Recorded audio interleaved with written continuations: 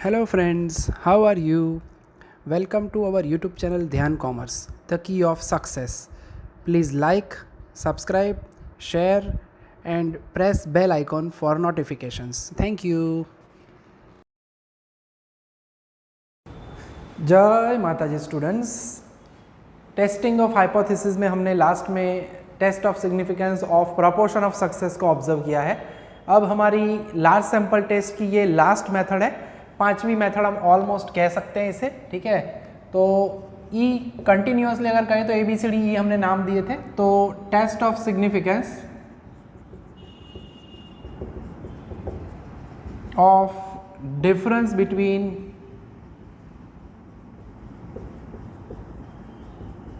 To proportions, ठीक है, कह सकते हैं हम ये नाम।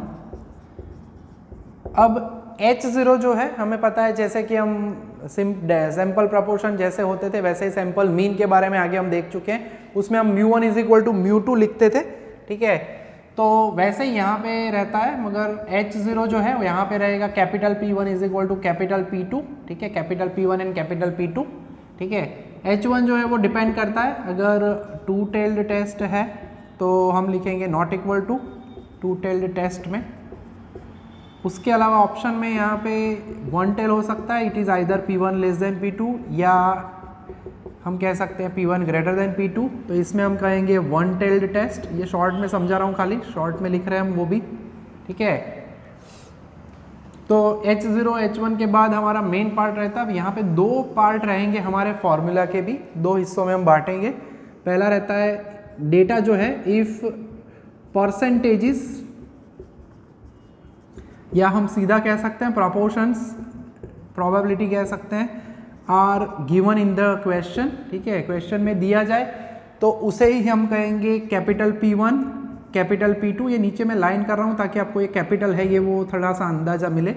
उसके ऊपर से हम Q1 ढूंढेंगे यानी 1 - P1, Q2 ढूंढेंगे यानी 1 - P2। एंड सबसे पहले हम ढूंढ लेते हैं हमारा डिफरेंस। डिफरेंस जो है वो फॉर्मूला यहाँ पे दोनों हिस्सों में अलग रहती है, कैपिटल P1 - कैपिटल P2 लिखेंगे हम। देन स्टैंडर्ड एरर की फॉर्मूला है, स्टैंडर्ड एरर नीचे लिखना है P1 - P2। Difference between sample proportion two, I mean यहाँ पे सैंपल प्रपोर्शन लिखते हैं, दैट इज ओके। प्रपोर्शंस में सैंपल का ही प्रपोर्शन का हम डिफरेंस के बारे में देखने वाले हैं। उसके ऊपर से हम एस्टिमेट करते हैं पॉपुलेशन को। So standard error with respect to difference of proportions, जिसके अंदर फॉर्मूला सिंपल है P1 Q1/N1 plus P2 Q2/N2। तो ये पहली मेथड की हमारी फॉर्मूला का पार्ट हुआ। दूसरी मेथड की फॉर्मूला में फ़र्क क्या है, तो जब परसेंटेजेस दिए जाए तो ये फॉर्मूला हम यूज़ करने वाले हैं। एंड सेकेंड में हम कहते हैं, ठीक है, कि if frequencies are given, technically कहे तो पहले का ऑपोजिट पार्ट है, frequencies are given, that means percentages are not given, यानी परसेंटेजेस ना दिए जाए तो हमें यूज़ करनी है सेकेंड मेथड, ठीक है। तो पहला याद रखना है, एक परसेंटेजेस दिए जाए तो ये मेथड यूज़ करेंगे, अदरवाइज सेकेंड। अब इसके अंदर हमें दिया जाता है x1 N1 x2 N2 और इसके ऊपर से हम प्रपोर्शंस फाइंड करते हैं। अब स्मॉल p है, मेंशन करने के लिए मैं ड्रॉ करके दिखा रहा हूँ, x1/N1, देन P2 होता है हमारा x2/N2, ठीक है। वैसे तो बड़े हो चुके हैं मगर ये लाइन करना ज़रूरी है ताकि ये दोनों मेथड का आपको डिफरेंस पता चले। एंड यस, डिफरेंस में भी डिफरेंस है। यस, क्या होगा इसका मीनिंग, आई मीन यहाँ पे जो डिफरेंस है उसमें कैपिटल P1 - कैपिटल P2 लेते हैं और यहाँ पे जो आने वाला है वो लेने वाले हैं हम स्मॉल P1 - स्मॉल P2। अब यहाँ पे मैं लाइन नहीं ड्रॉ कर रहा, मगर आप देख सकते हो P1 P2 नीचे लटके हुए हैं, आई मीन स्मॉल है, कैपिटल नहीं है, ठीक है। अब एक चीज़ और यहाँ पे है, हमें पी कैप ढूंढना होता है, that is N1 P1 plus N2 P2/N1 plus N2। Combined proportion कह सकते हैं हम इससे, मिश्र मध्य को रीते मिश्र प्रमाण।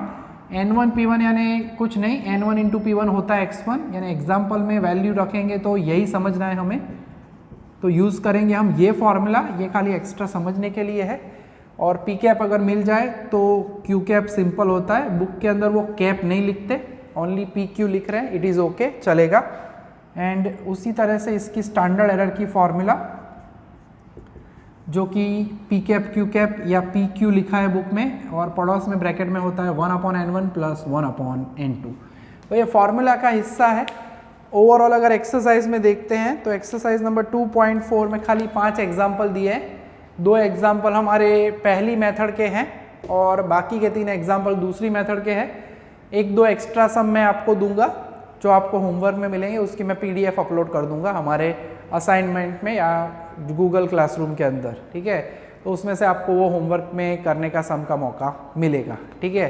तो सबसे पहले अगर हम बात करें तो हमें पहला जो सम देखना है वो हमारी पहली मेथड का होगा, यानी कि व्हेन परसेंटेजेस आर गिवन। तब हमें क्या करना चाहिए, तो उससे रिलेटेड एग्जाम्पल अब देख रहे हैं हम, ठीक है। जैसे कि क्वेश्चन में आपको क्लियरली पता चली जाएगा कि कौन से एग्जाम्पल हैं वो पहली मेथड के हैं, कौन से एग्जाम्पल दूसरी, ठीक है। वैसे तो TY-BCom सेमेस्टर 6 गुजरात यूनिवर्सिटी में जो पढ़े हुए हैं उनको पता ही है कि कैसे किया जाता है काम यहाँ पे, ठीक है।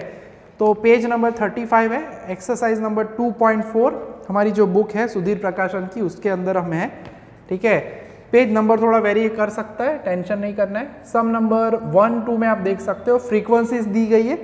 थर्ड क्वेश्चन है, उसके अंदर अगर हम देखते हैं तो उसमें हमें दिया गया है in a large city a 20% of a random sample of 900 school boys had defective eyesight. यानी हमें यहाँ पे क्वेश्चन दिया गया है डिफेक्टिव आई साइट से रिलेटेड, के आंखों में खामी, आई मीन एरर, कुछ गड़बड़ है, डिफेक्ट है आंखों में।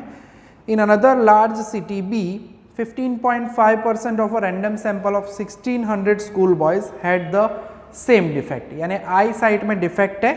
2 सिटीज का डेटा दिया गया है, दोनों में प्रपोर्शंस दिए गए हैं। सबसे पहला काम करना है H0 में हम लिखेंगे capital P1 is equal to capital P2।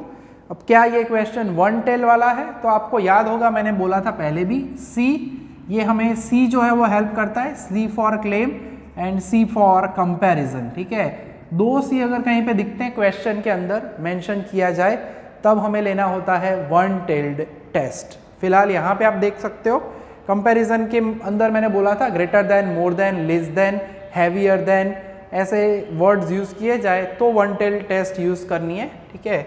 अब यहाँ पे हम क्वेश्चन में लास्ट लाइन पढ़ते हैं तो पता चल जाएगा कि क्या ये 1 टेल्ड टेस्ट का सम है या ये 2 टेल्ड टेस्ट का सम है। तो दिया क्या है, in a large city a 20% of a random sample, ठीक है, वो हमने पूरा पढ़ लिया। दूसरे में 15.5% है और लास्ट में कहते हैं is the difference between 2 proportion significant, question mark नहीं दिया है, समझना है, ठीक है। क्या दोनों में डिफरेंस है, तो क्वेश्चन नॉर्मल है, कोई कंपैरिजन नहीं है कि सिटी ए में मोर लेस ऐसे वर्ड हो, ग्रेटर देन, ठीक है। तो यहाँ पे आएगा 2 टेल्ड टेस्ट, सिंपली हम यूज करेंगे 2 टेल्ड टेस्ट का पार्ट, क्योंकि उन्होंने कोई कंपैरिजन क्लेम नहीं दिया है यहाँ पे। सो अब जो डेटा है CTA के लिए हम कह रहे हैं 20% है, तो P1 लिखेंगे हम 20%, यानी 0.20 या 2 लिख सकते हो।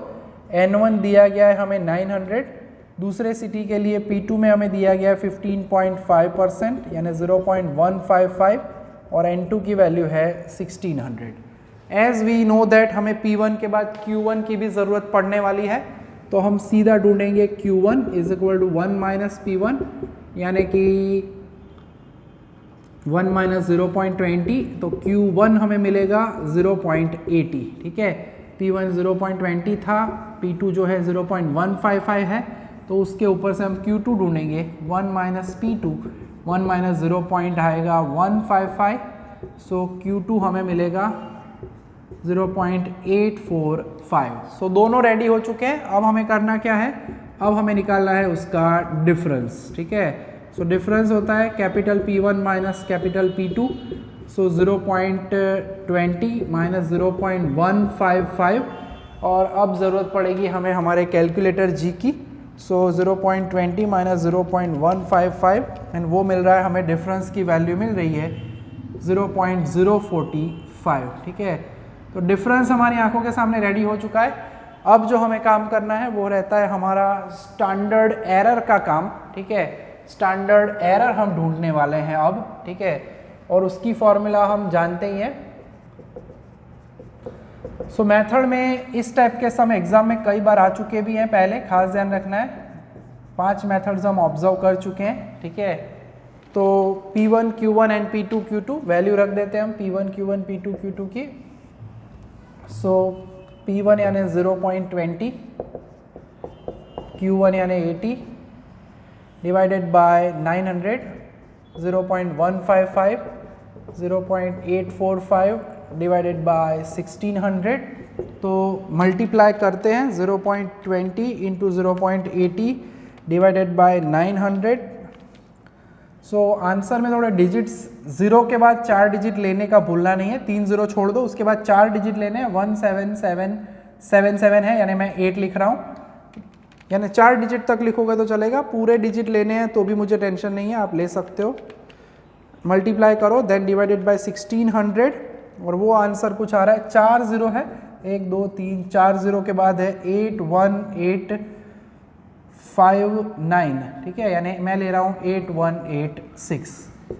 अब इन दोनों को प्लस कर देते हैं, ठीक है। सो 0.0001778 प्लस 0.00, 2 बार 4 0 है, 8186। और ये जो आंसर आ रहा है वो है, वैसे नहीं लिखते, सीधा स्क्वायर रूट निकालो तो भी चल जाएगा, 25966। और इसका अब निकालेंगे स्क्वायर रूट तो वो हमें मिलेगा 0.0161। पीछे 1 है तो 1 लिखते हैं तो भी चिंता नहीं है, P1 माइनस P2। तो स्टैंडर्ड एरर जो है वो भी हमारी आंखों के सामने तैयार, ठीक है। और अब हमें फाइंड करना है देयरफॉर Z कैलकुलेटेड, यानी वो होता है डिफरेंस अपॉन स्टैंडर्ड एरर, ठीक है, difference upon standard error. Difference की फॉर्मूला वैल्यू 0.045 है, दिस इज 0.0161। तो 0.045 डिवाइडेड बाय 0.10 है, ध्यान रखना है, 0.0161। और इसका आंसर मिल रहा है 2.795, 2.79 या 80 लिख सकते हो, ठीक है। बुक के अंदर आंसर कभी वेरी करता है क्योंकि वो डिजिट्स कम या ज़्यादा लेते हैं, ठीक है। अंदर यहाँ पे हमने यहाँ तक के लिए 4 डिजिट, वो कभी कभी 1 8 करके, यहाँ पे 8 2 करके लिखते हैं, तो थोड़ा सा वेरिएशन वहाँ पे भी देखने को मिलता है। तो आंसर से रिलेटेड चिंता नहीं करना है, इधर उन्होंने 2.60 दिया है बट ये आंसर भी ओके है, ठीक है। सो 2.79 आया है हमारा Z कैलकुलेटेड। एंड हम ऑब्जर्व कर चुके हैं कि ये 2 टेल्ड टेस्ट वाला एग्जाम्पल है हमारा, 2 टेल्ड टेस्ट। ये हिस्सा बहुत ही यूज़फुल है, हम पहले TY BCom में भी कह चुके हैं कि जब भी आप कहीं पे भी आगे बढ़ने वाले हो, रिसर्च करोगे, PhD करोगे या कोई भी जगह पे ज़रूरत पड़ती है ये चैप्टर की हमेशा से, ठीक है। तो तैयार करना है प्रॉपरली, खाली एग्जाम पॉइंट ऑफ व्यू से तैयारी मत करो, समझ के तैयार करने का ट्राई करो चैप्टर को, हम डिटेल में समझा ही रहे।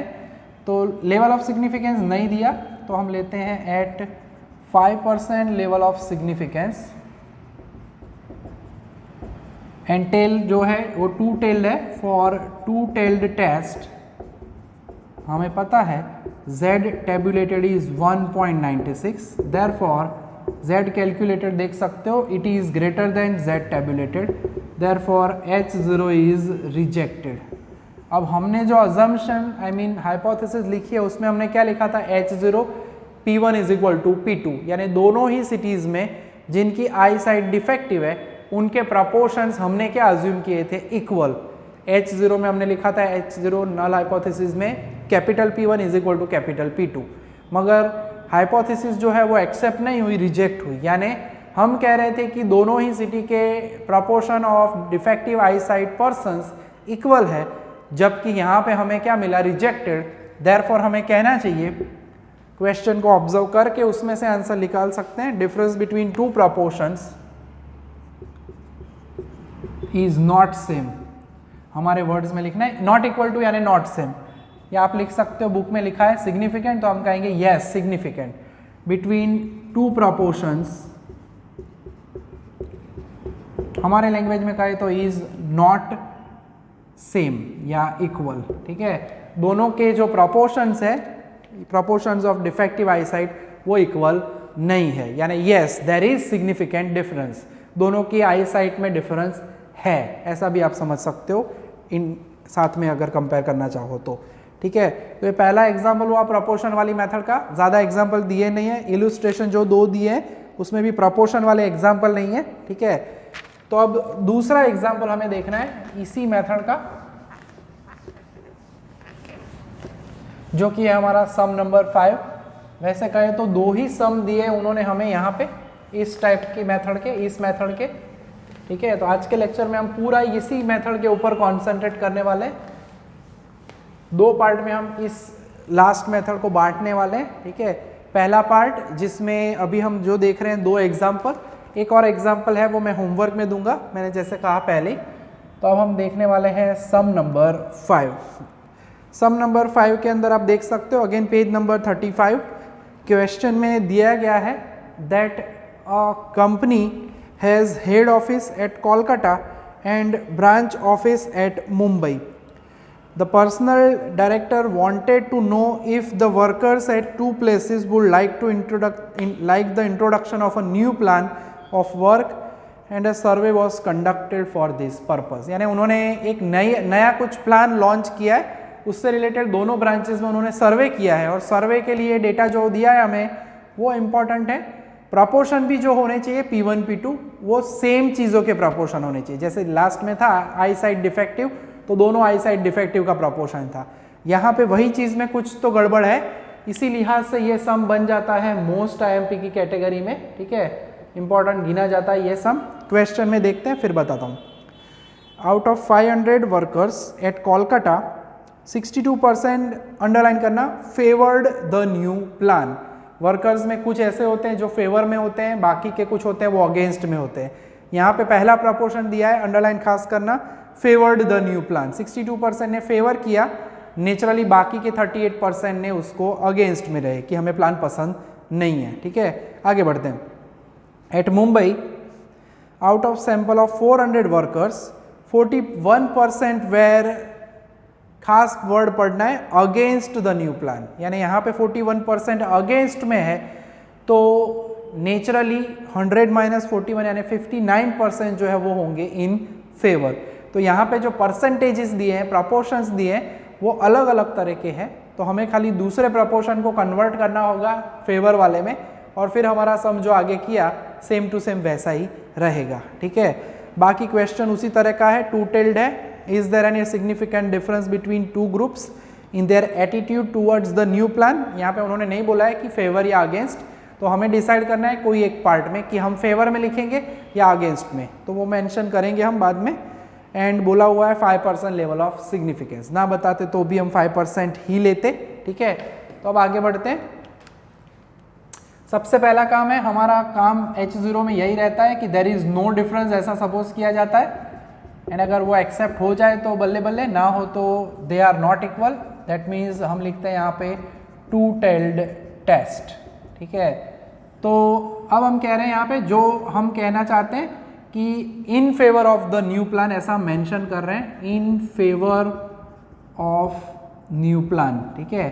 ये खास हम मेंशन कर रहे हैं क्योंकि हम जो क्वेश्चन कैलकुलेट करने वाले आंसर, उसमें हम फेवर में है या अगेंस्ट में, वो हमें मेंशन करना ज़रूरी है। तो पहली डिटेल तो रेडी है, ठीक है। कोलकाता के लिए उन्होंने सिंपली दिया हुआ है, यानी हम यहाँ पे मेंशन भी करेंगे for Kolkata, I mean Kolkata, किसने कोलकाता, ऐसा नहीं है यहाँ पे। सो N1 = 500 है, एंड कैपिटल P1 हम लिखने वाले हैं 62% यानी 0.62। साथ में हम Q1 भी ढूंढ लेंगे यहीं पे, Q1 = 1 - P1 यानी 1 - 0.62 यानी 0.38, ठीक है। तो वैल्यूज रेडी हो चुकी है। अब दूसरा जो मैं पूरा सेंटेंस लिखने वाला हूँ, क्योंकि उसमें से हमें ये प्रपोर्शन चेंज करना होगा। At Mumbai out of 400 samples, out of exact sentence लिखे, अ सैंपल ऑफ 400 वर्कर्स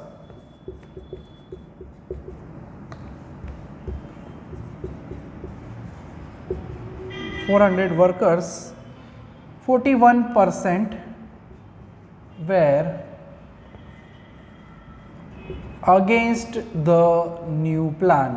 यानी यहीं पे कहानी का ट्विस्ट है, अगेंस्ट है, जिसे हम कन्वर्ट करेंगे, दैट इज 59%। कैसे मिला? तो 100 - 41, ये कहने की आवश्यकता नहीं होती है, फिर भी मेंशन कर रहे हैं, were in favour of the new plan, ठीक है।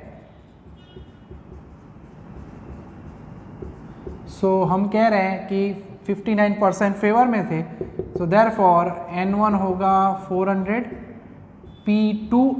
N2 होगा 400, P2 की वैल्यू हम लिखने वाले हैं सीधा 59% यानी 0.59, और Q2 तो वैसे सीधा ही मिला हुआ है, बट हम फॉलो करते हैं कैलकुलेशन की प्रोसीजर, तो मैं दिखाना चाहता था तो लिख लिया हमने कि 1 - P2 यानी 0.41।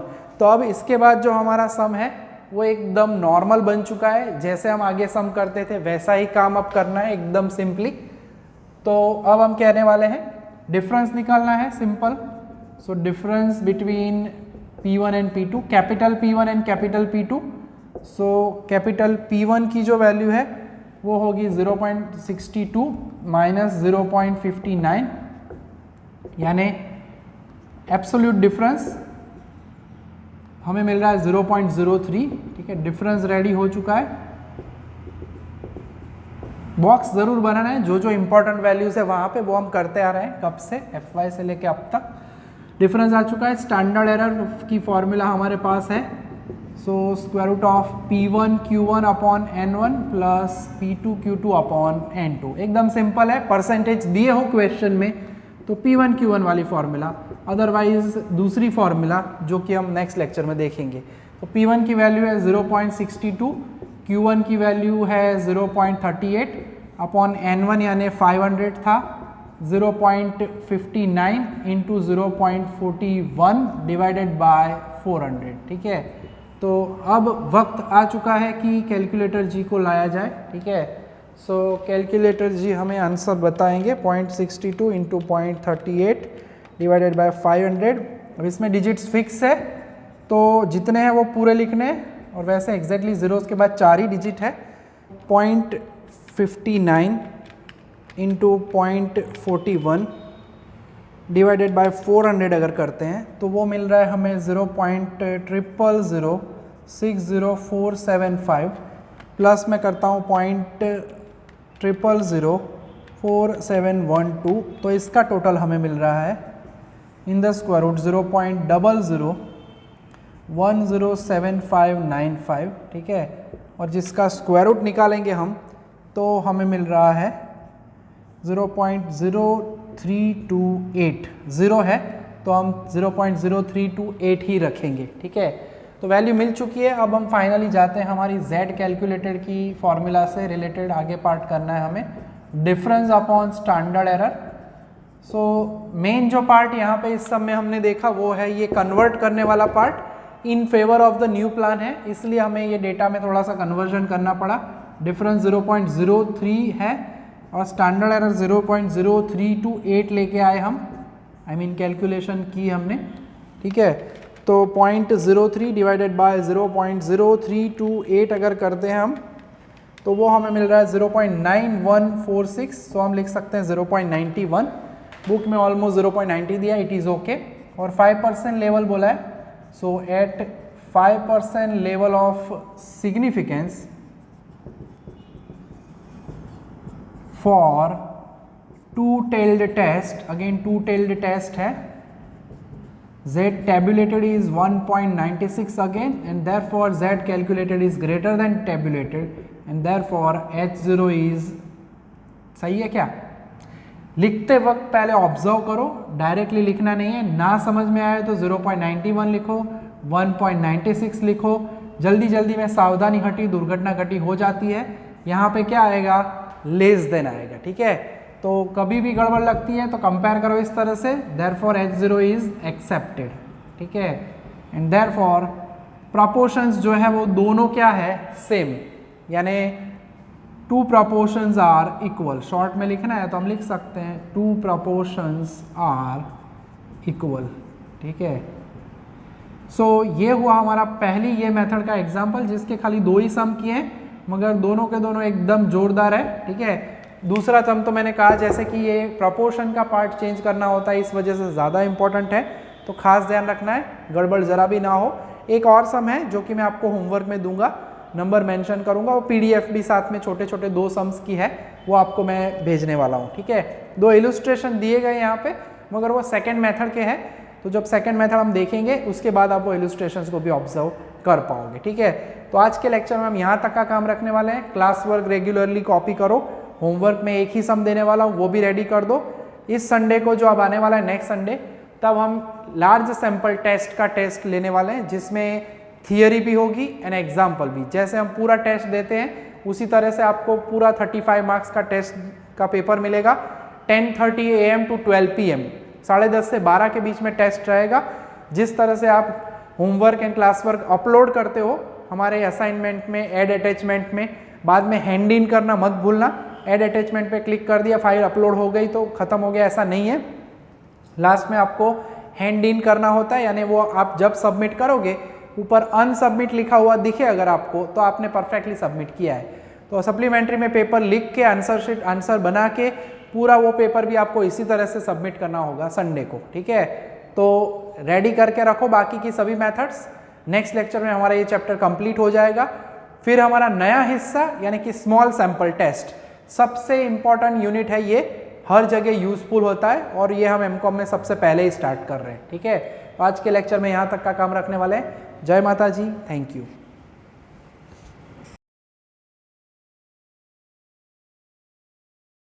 Please like, subscribe, share and press bell icon for notifications.